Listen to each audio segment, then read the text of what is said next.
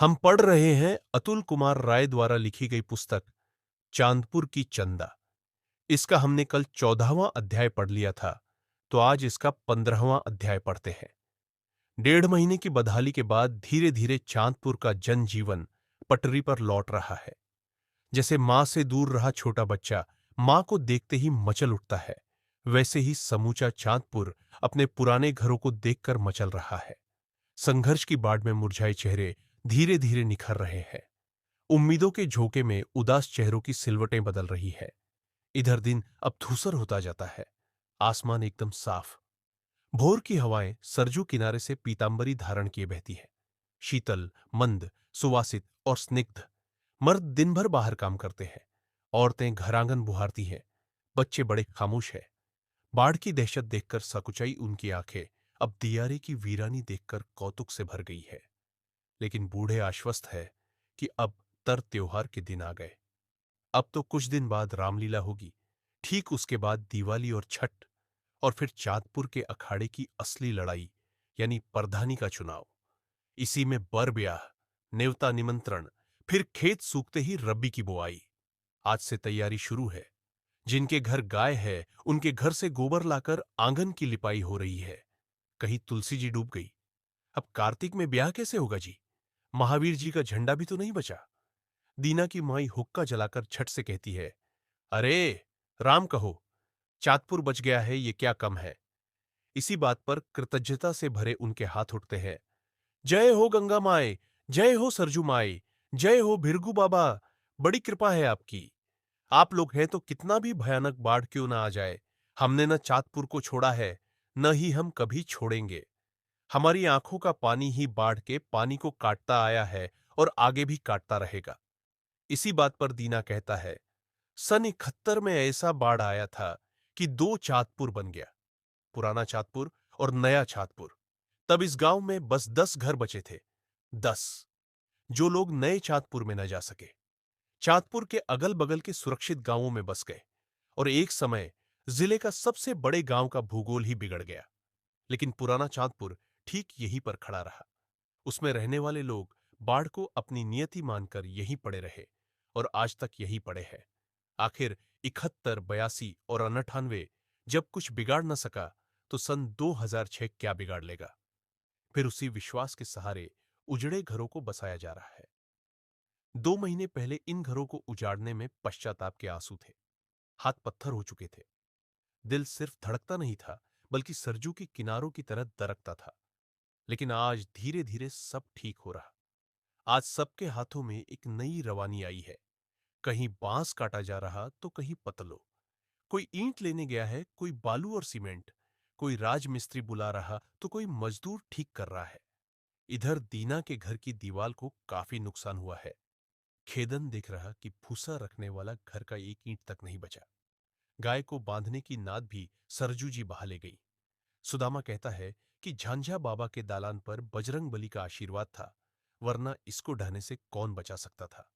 तभी तो आज दालान की सफाई हो रही है। फावड़ा, खुरपी, झाड़ू, खरहर लेकर कई लोग सुबह से पसीना बहा रहे हैं। बड़े दिन बाद आज रात को सुंदरकांड का पाठ होगा। बड़े दिन बाद उसमें शंख बजेगा। खेदन कह गया है कि पेड़ा उसकी तरफ से चढ़ेगा। रमेसर के जिम्मे आरती का सामान है। अभी झांझा बाबा कुर्सी पर विराजमान होकर सांझ की तैयारी का जायजा ले रहे हैं। गुड़िया की शादी में टूटा हाथ तो जुड़ न सका, लेकिन उनका उखड़ा हुआ मिजाज अब फिर से जम रहा है। इसी बीच रह रहकर कोई पूछ देता है, ए बाबा, घर की सफाई करवा रहे हैं, बेटा पतोह भी आ रहे हैं क्या? इस सवाल के बाद तो बाबा जेठ की दोपहरिया की तरह गर्म हो जाते हैं। एकदम बेवकूफ होकर ए ससुरा, बेटा पतोह नहीं आएंगे तो कब बाप दादा का घर ऐसे ही कबाड़ खाना रहेगा। इतना कहने के बाद बाबा के माथे की लकीरें सिकुड़ सी जाती है। कल ही दिल्ली से बड़की पतोह का फोन आया कि अम्मा जी बीमार है। सुबह दिल्ली वाले लड़के ने माई को बैंगलोर वाले भाई के पास भेज दिया है। कहता है कि बच्चों का एग्जाम है। बूढ़ी खांस रही है तो पढ़ाई में डिस्टर्ब हो रहा है। बाबा इस समाचार के बाद बड़ी देर तक उदास थे। बड़ी देर बाद करवट बदलकर दीना से बोले, अब क्या? चला चली का समय आ गया हो दीना। मालकिन को बीमारी अब न पकड़ेगा तो कब पकड़ेगा? दीना की आंख नम सी हो गई, मानो कहना चाहती हो कि बाबा, आप चले जाएंगे तो क्या बचेगा चांदपुर में। छोड़िए उदासी, आज ही सुंदर कांड करवाते हैं, मन जरा सुंदर होगा। इधर पता चला है कि दक्षिण टोला में आज मिठाई लाल ने नई मड़ई छवाई है, सो सत्यनारायण भगवान की कथा होनी तय है। नगीना कह रहा कि कर्जा लेकर मड़ई छवाए हैं ससुर, ऊपर से सत्यनारायण भगवान की कथा जरूरी है। कर्जा लेकर घी पीने के लिए करेजा भी तो चाहिए, कहां से भरेंगे। लेकिन मिठाई लाल क्यों होनी चाहिए। कल पट्टीदारी में कहानी हुई थी, यहां नहीं होगी। समाज में सिर नहीं झुकेगा। उधर उत्तर टोला में पता चला है कि मनन यादव की भैंस कल पाड़ी ब्याई है। टोला भर में फेनुस वाला दूध बांट रहे हैं। सकलदीप का टिन शेड वाला घर भी तो बाढ़ में ढह गया था। हाय रे किस्मत, बाछी बेचकर टीन खरीदा था, लेकिन बाढ़ इतनी तेज आई कि टीन खोलने का समय नहीं मिला। आज बरम बाबा की कृपा हुई है। आज किस्मत की टीन शेड पर नई परत लगाई जा रही है। सपनों की नई कीलें बदकिस्मती की मोटी दीवारों को छेद कर रही है। रुकिए, चांदपुर का समाचार यही खत्म नहीं होता। आगे कई बुलेटिन है, लेकिन महत्वपूर्ण समाचार यही है कि बाढ़ के बाद नदी ने इतनी मिट्टी और गाद छोड़ दिया है कि जगह जगह पानी इकट्ठा हो गया है। और गुड़िया की शादी में जो झगड़ा हुआ था, उसके असली खलनायक का पता चल गया है। लेकिन हल्ला नहीं करना है, क्योंकि आगे प्रधानी का चुनाव है। इधर चांदपुर चट्टी हमेशा की तरह आज भी गुलजार है। फजलवा की बैंड पार्टी का लौंडा डांस का रियाज मार रहा है। कल बैंड पार्टी के क्लारनेट वादक ने उसको समझाया है कि डार्लिंग तेरे कमर में एकदम लचक नहीं है। बैंड पार्टी की लाइन में सक्सेस होना है तो कमर को कमरा से कमानी करना पड़ेगा। लौंडा इस सूत्र को अपने सीने से लगाकर और पर्दा गिराकर कमर की नाजुकता को ठीक कर रहा है। उधर फूंकन अपनी दुकान में बैठा एक टेप रिकॉर्डर बना रहा है और इस लौंडे के कमर लचकाओ अभियान को देख भी रहा है। बड़ा सौभाग्य है कि आज 15 दिन बाद बिजली का दर्शन हुआ है। आसपास के लोग बैटरी चार्ज करवाने आए हैं। एक आधी बाह का शर्ट पहने लड़का दुकान में लगे हुए ऑडियो और सीडी कैसेटों का निरीक्षण कर रहा है। ए फूकन जी, दिलवाले और जानवर का कैसेट है क्या? फूकन ने आवाज पहचान कर सिर उठाना जरूरी नहीं समझा। तुम बिसराम के लड़के हो ना? पश्चिम टोला, उधारी यादव के बगल में। हाँ भैया। तो पहले जाकर हमारा दिलवाले वाला सीडी लाओ। तुम्हारे भैया के गौना में तुम्हारा चाचा अकलिसवा ले गया था, आज तक नहीं दिया। लड़का उदास खड़ा है। ए भैया, चाचा तो लुधियाना कमाने चले गए। नवंबर में उनकी साली का ब्याह है, उसी में आएंगे, मांग लेना। फूकन झल्ला उठा है। साला तुम लोगों को लाज शर्म है। ओरिजिनल सीडी 65 रुपया में हम खरीदे कि जल्दी खराब नहीं होगा, लेकिन जो भाड़ा पर लेकर जा रहा है वो कैसेट लेकर कमाने चला जा रहा है। हम किधर जाइए बताओ। तभी सत्यप्रकाश आ गया। कारे फोकना, का हल्ला किए हो जी? अरे का बताए भाई, इस गांव में लोगों का रहन एकदम ठीक नहीं है। पहले उधार का टीवी टेप बनवाते थे, अब उधार कैसेट मांगकर फिल्म भी देख रहे हैं, और हम यहां धूप में खून जला रहे हैं। साला हमसे तो अच्छा वो फजलुआ का लौंडा है जो कल तेरही में सहतवार नाचने गया तो 500 लेकर आ गया। यहां हम सोहर गवाई में माइक हॉर्न उधार लगा रहे हैं। कभी कभी तो मन करता है कि कल ही दुकान बंद करके हम भी कहीं नोएडा फरीदाबाद चले जाइए या फजलुआ का बैंड पार्टी ज्वाइन कर ले। इस चांदपुर में जीने लायक है। बगल से डॉक्टर सुखारी चिल्लाते हैं, ए फोकन, तनी कोई बेवफाई वाला गाना लगाओ भाई, मरीज देख देख कर मिजाज उगता गया है। सत्य प्रकाश कणखियाता है, ए फोकन, तुम भी एक डिस्पेंसरी काहे नहीं खोल लेते हो यार? सबसे अच्छा डॉक्टर साहब ही हैं। लक्ष्मी जी गधा के बरस रही है। दिन भर बुखार वाले मरीजों का तांता लगा रहता है। ए भाई, मजाक नहीं, काहे नहीं तांता लगेगा? उत्तर टोला के कई घर में लोग अभी भी डेंगू, मलेरिया और टाइफाइड से पीड़ित है। 3 लोगों को तो अस्पताल ले जाना पड़ा। बलिया अस्पताल से खबर आई है कि कमेसरा की मेहरारू के बचने के कम चांस है। ये बताते हुए फूंकन की आवाज में उदासी तैर रही है। उसकी आंखें जानती हैं कि बाट तो 1 डेढ़ महीने में चली जाती है, लेकिन उसके बाद बीमारियों का जो ज्वार भाटा आता है वो जाते जाते आदमी को कंगाल कर देता है।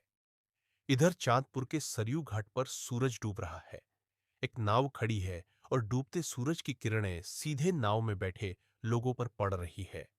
सरजू उस पार जाने वाली ये आखिरी नाव है। सहितवार रेवती से बाजार कर चुके उस पार के लोग अब अपने घरों को लौटने लगे हैं। नाविक खैनी बना रहा है। संपत की बहुरिया घूंघट से झांक कर कहती है, ए जी, नाव खोलिए, हमारा लड़का ताक रहा होगा। ठीक इसी नाव से कुछ दूरी पर राकेश बांस काट रहा है। मंटू राकेश का पहले से ही प्लान था कि बाढ़ के बाद दियारा में अपनी भी एक छोटी सी राम मर्जिया बनेगी। उसमें एक तरफ मटके में पानी होगा तो दूसरी तरफ एक गमछा में रोटी, तरकारी, गुड़। यही खाया जाएगा और चांदपुर की चिकचिक से दूर होकर इसी मड़ई में चैन की बंसी बजाई जाएगी। आज राकेश अपनी उसी तैयारी में भिड़ा हुआ है, लेकिन उसके सामने बैठे मंटू का मन किसी काम में नहीं लगता है।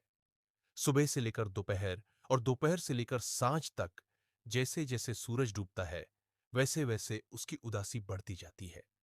पहले जब बिजली आती थी, उसे घर की याद आती थी।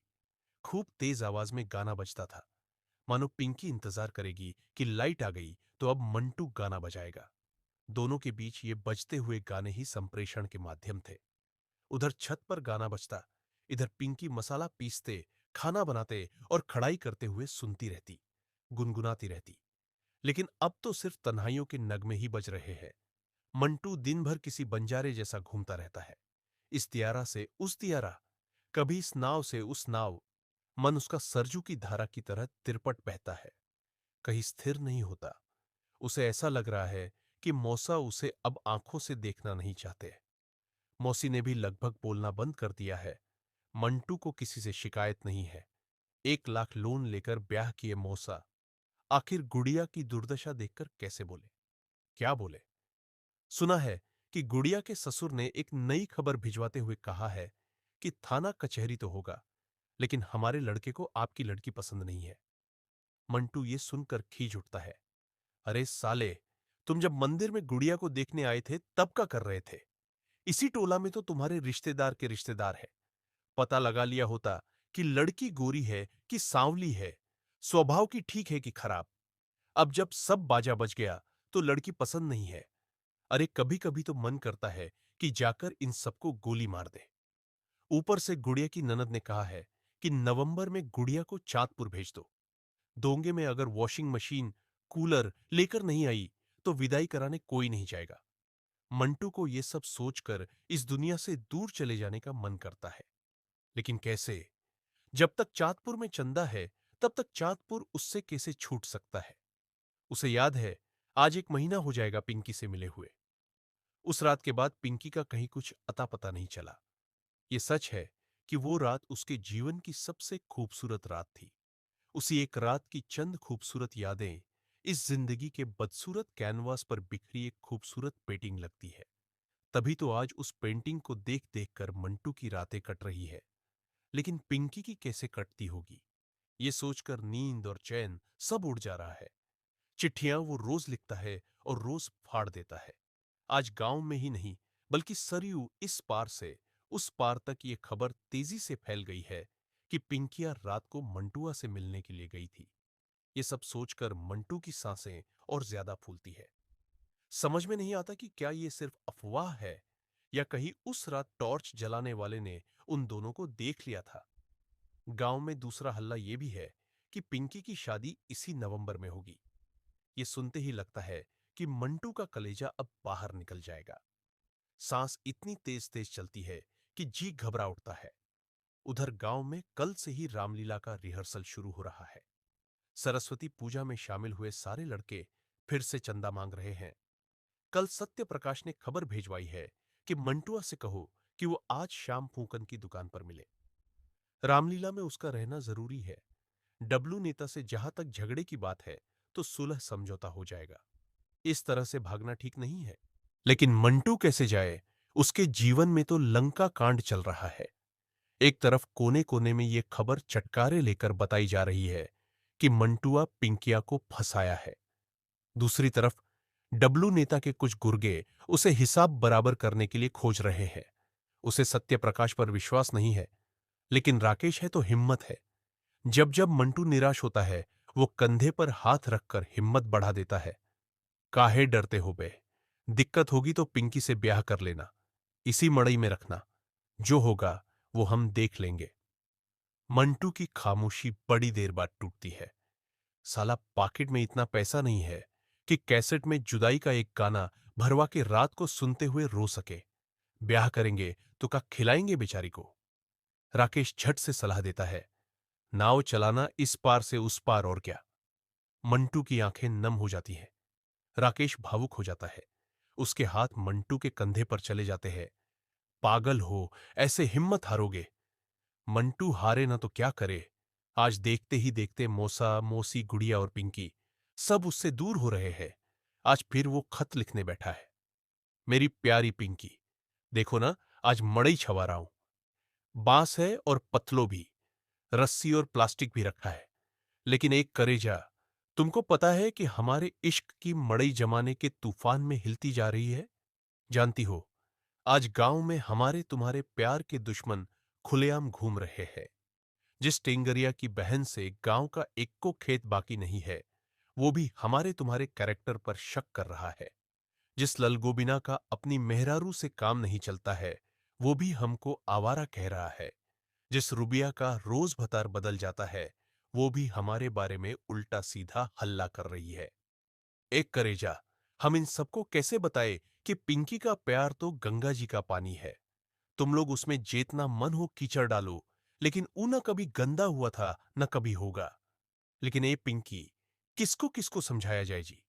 हमने तो चाँदपुर चट्टी ही छोड़ दिया है और अपने दिलवा को समझा लिया है कि हमको अपने जीवन में सिवाय पिंकी के कुछ नहीं चाहिए। जानती हो, वो बाढ़ वाली रात भुलाए नहीं भूलता है। जब जब याद आता है ना, हमारे आंखिया में बाढ़ आ जाता है। समझे में नहीं आता कि किससे क्या कहे। आज देखो ना, हम जब से सुने हैं कि पिंकी का ब्याह ठीक हो रहा, तब से न खाने का मन कर रहा है न पीने का।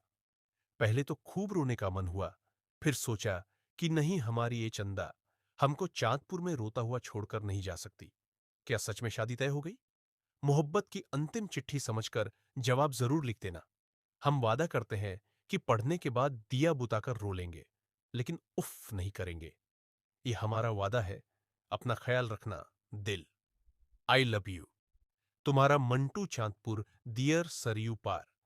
तो ये था इस पुस्तक का 15वां अध्याय। कल इसका 16वां अध्याय पढ़ेंगे।